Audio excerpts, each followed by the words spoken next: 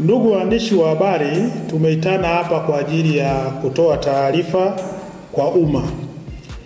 Jeshi la Polisi mkoa wa Njombe linapenda kutoa ufafanuzi wa tukio la kuuawa kwa mfanyabiashara aitwaye Elia Juma Msabaha mwenye umri wa miaka 27 huko katika kijiji cha Misiwa, kata ya Ipelele, wilaya ya Makete na mkoa wa Njombe.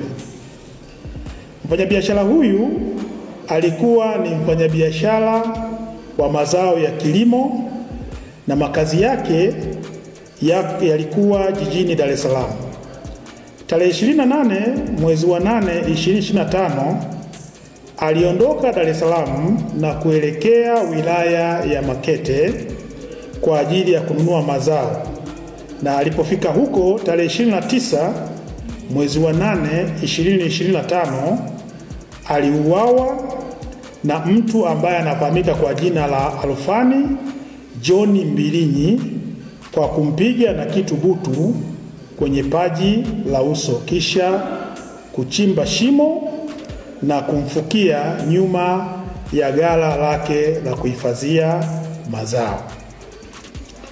Ndugu wa mfanyabiashara huyu walijaribu kufanya mawasiliano naye bila mafanikio. Walifunga safari mpaka Makete na kujaribu kumtafuta, hawakufanikiwa kumuona.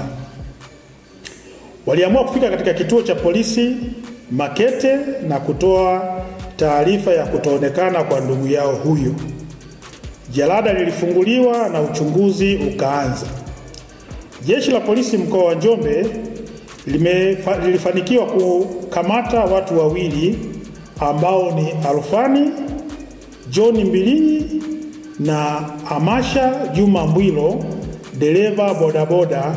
Baada ya mahojiano ya kina, Amasha Juma Mbwilo, dereva bodaboda, alieleza kuna siku alimbeba kwa pikipiki Alfani John Mbilinyi kumpeleka hadi Uyole mkoani Mbeya, ambako walikwenda kutupa simu ya Elia Juma Msabaha ambaye ni marehemu ili asikamatwe nayo na kupoteza ushahidi.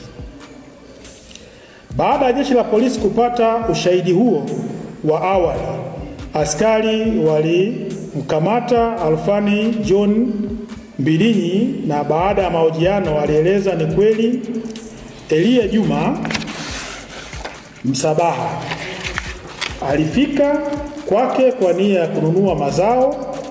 Aliona akiwa na kiasi cha fedha shilingi milioni 4,650,000, akaingiwa na tamaa, na kwa vile alikuwa anadaiwa benki akaamua kumpiga na kitu butu usoni na kufariki dunia. Baada ya hatua hiyo akachimba shimo nyuma la ghala lake na kumfukia. Baada ya maelezo hayo alikwenda kuwaonesha askari eneo alipofukia mwili wa Elia Juma Msabaha. Pia aliwaeleza askari kuwa simu ya marehemu alikwenda kuitupa Uyole na anaweza kwenda kuionesha alipoitupa. Askari wakiwa na mtuhumiwa wakiwa wanaelekea Uyole wakiwa na gari walipata pancha. Wakati wanabadilisha tairi ndipo mtuhumiwa huyo alikurupuka na kuanza kukimbia.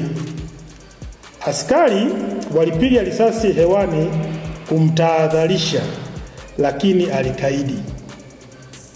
Askari walimlenga miguuni, ndipo risasi ikampata karibu na kiuno na kudondoka chini.